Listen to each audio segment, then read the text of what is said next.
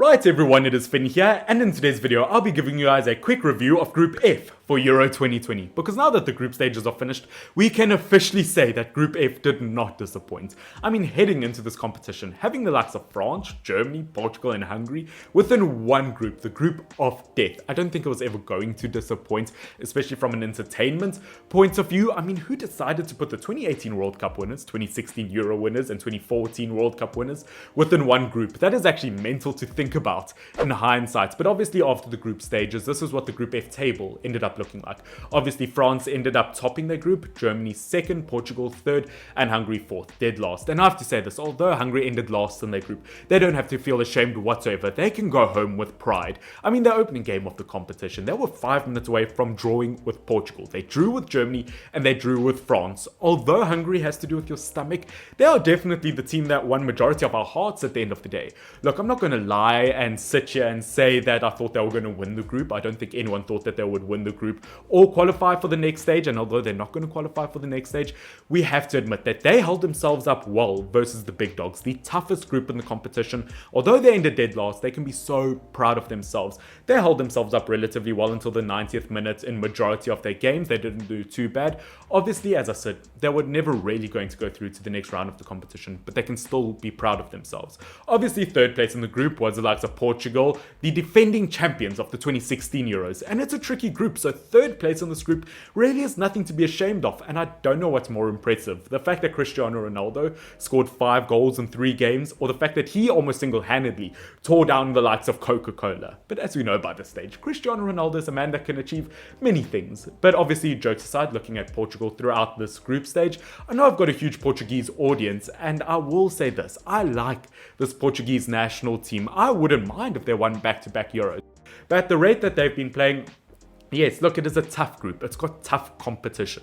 But they do have to step up a level if they want to win the competition as a whole. No, I wouldn't say they should be disappointed for ending third in their group. It was incredibly close. In fact, if they won versus France, things would have been totally different. But I do feel like going forward in the round of 16 versus Belgium, that Portugal do need to play Renato Sanchez. They haven't been starting him. But I do feel like if they start him, I feel like the whole dynamics of the team changes. They seem to create more chances and they look less lost when they have Renato Sanchez in that midfield. Now, as I said, Portugal haven't hit their highest levels so far this tournament. I feel like defensively they have been a bit sluggish, a bit slow, not the best so far. And I will say some individuals like Bruno Fernandes, I've been very disappointed with. Obviously, as a Manchester United fan, I'm disappointed he hasn't been showing up. But I do feel like if he was playing better, this Portuguese team as a whole would look very good. But you know what? I do feel like Portugal still stand a chance of winning this competition at the end of the day.